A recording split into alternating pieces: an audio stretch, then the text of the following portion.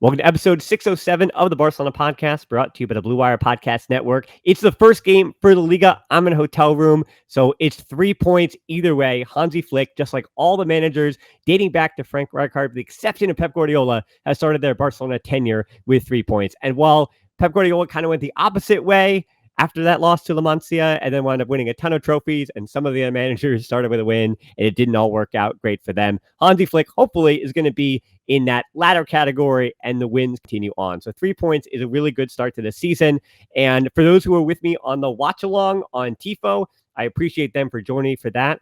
And remember, those watch alongs are as many matches as I can. I'll make sure that I promote them, and you'll know that they're happening. So the next one is next Saturday at 1 p.m. East Coast time. So again, if you're even in Barcelona, you got to do the math here, but 1 p.m. East Coast time against Athletic Club. So that will be a watch along for that. But before we do that, instead of the 5 headlines, I know people miss them, but I'm still trying to I'm working with different topics and figuring out how I'm going to talk best about these matches. So to review this match, and this was given by one of the longtime listeners in Tamir, and we're going to do a special edition of the good, the bad, and the ugly. So from this 2-1 victory over Valencia, let's talk about the good, the bad, and the ugly, beginning with the good.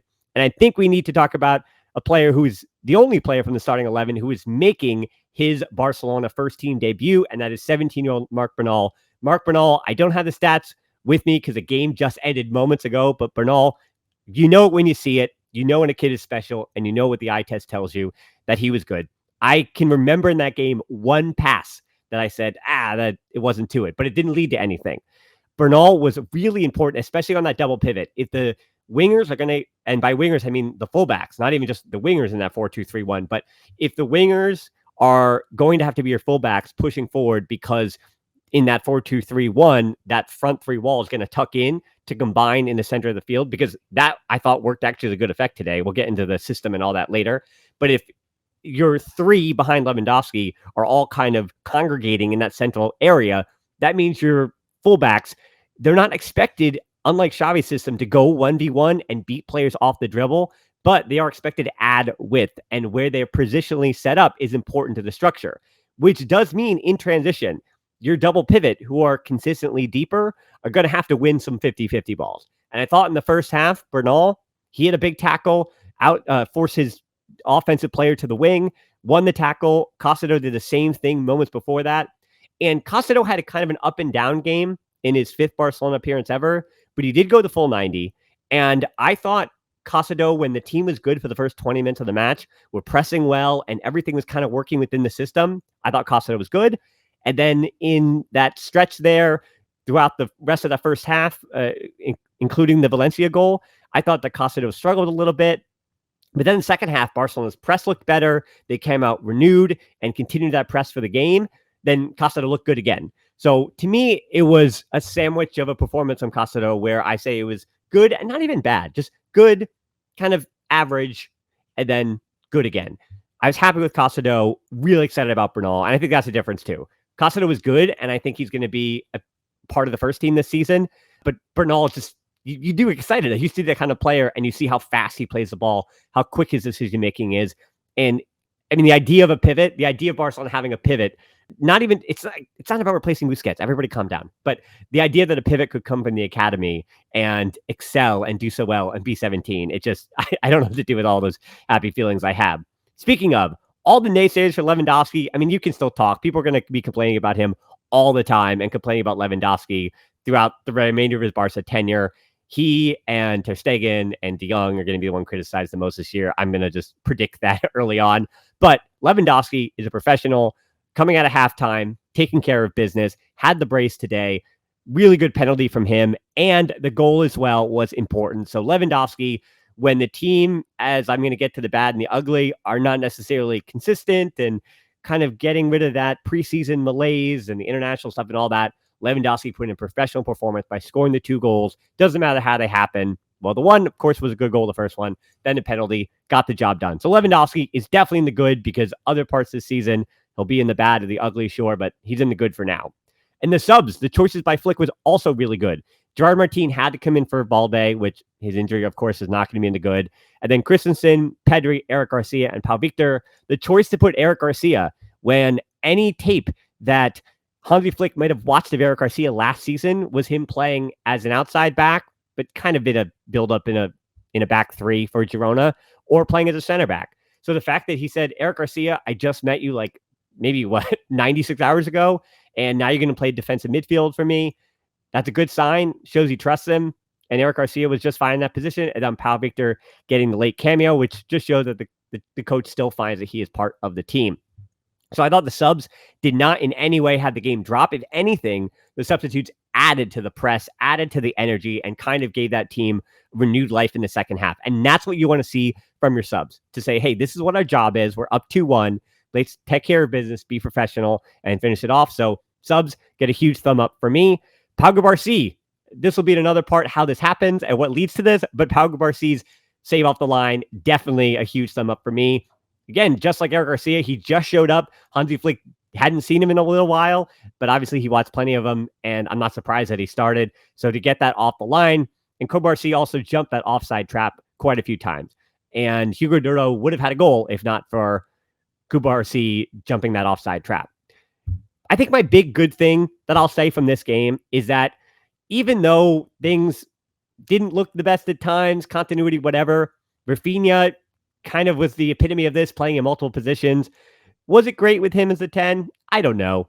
It was better with him as a left winger where I wanted to see him. And then he finished the game on the right wing when Pau Victor came in. But what that tells me at least is that throughout the 90 minutes, because in the counting stats here, Barcelona outshot Valencia 18-6. Shots on target were 6-2. 65% possession. They had over, 260 more passes than Valencia did in the game. Fouls, yellows, who cares about the rest of it? And offsides.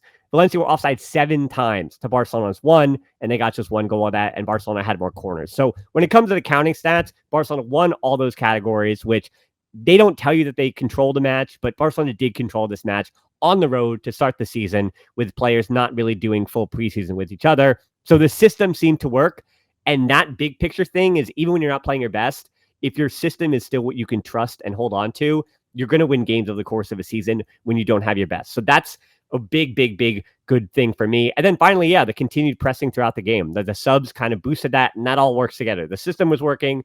The pressing, it fell off there in the first half, but they got back to it in the second half. Started the second half with a lot of fire, a lot of fury, and they got that pen because they were putting pressure on the opposition. Good stuff from Barcelona in those regards. Because they won the match 2-1 and it was the first of the season, I don't really have much to complain about. I have a little bit of bad and a little bit of ugly. So the bad for me was that they lost too many headers in the first half. And because Ronaldo Araujo is out until January, and, you did get the sense that Barcelona are going to be put to the sword a few more times than they would on corners and all that stuff and set pieces than they would with Ronaldo Araujo, which is, no duh, of course. So that's going to be the case. But they lost too many headers in the first half on set pieces in the mixer for me. Not great. Bad was also Balde's injury. Of course, it looked like a hamstring, much like Araujo, much like Pedri. He's one of the often injured players. Hopefully that was just like a contact and then it seized up on him, which can happen when you have those kind of contact injuries on the hamstring. Fortunately, the way he landed, I was worried about an ankle. I was worried about a knee, but we'll have, by the time you're listening to this, likely we have an update. So hopefully Balde, I'm just knocking on every piece of wood. Unfortunately, the table is wood below me. So knocking on all the wood I can that Balde is healthy. And then Inigo Martinez had a good preseason. Hansi Flick trusts him. A lot of good reports came out about him, but he did not have the best day at the office today. A little bit sloppy on his passing, which is supposed to be his best part of it.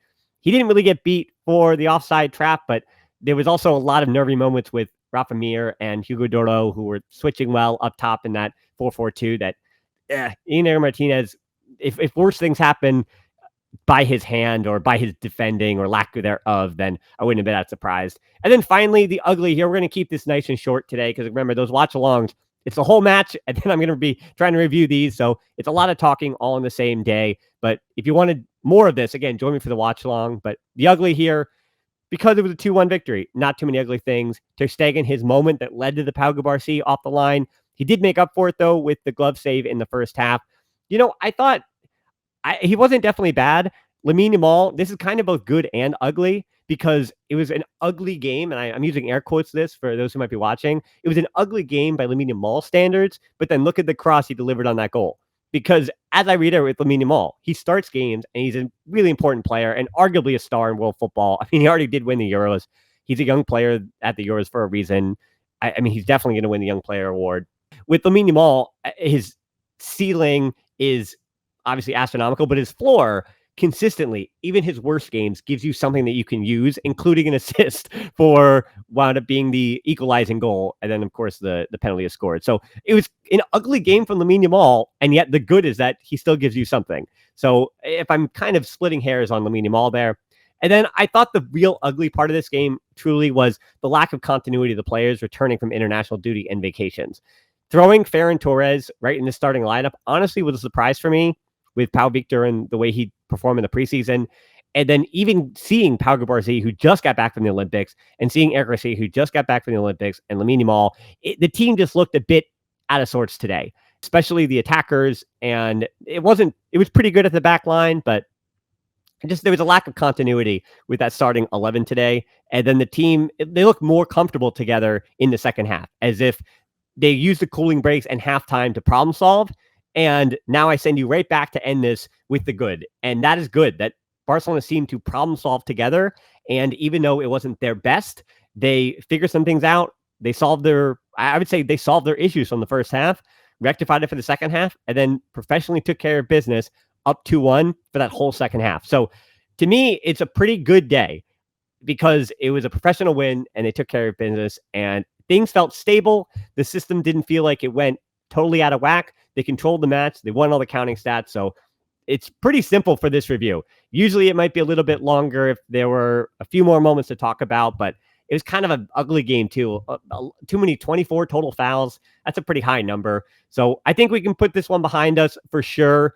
And I not only appreciate everybody for either being on the watch along with me on TIFO or listening on the podcast apps or to subscribe and give a like on YouTube. That's always a big help. Remember, I'm only like less than 800 subscribers on YouTube. So if you're somehow one of the people who aren't subscribed, help me get to that 20,000. That's an awesome number. I'd be really excited. Again, I've been doing this for 6-7 years. And YouTube has been 5-6 years. So that would be a great help to get me to 20,000. And then the Patreons. A reminder as well for the Patreons who were unavailable for the day. If you come into the TIFO and you request and you have a camera and I trust you and I know you and we've spoken as Patreon before, you can come on the feed on TIFO. That's one of the perks of being a Patreon, which through the years I haven't given Patreons enough perks. So that's definitely one of them. And then remember the watch along 1 p.m. next Saturday at the club on TIFO, but I will be plugging that everywhere on the Discord and closed Facebook group and on X or Twitter, or whatever I call it, as well, even on Instagram. But the easiest way to help me, as always, like you know, a good rating on the podcast apps and subscribing to the YouTube channel. They're the best and easiest ways to help.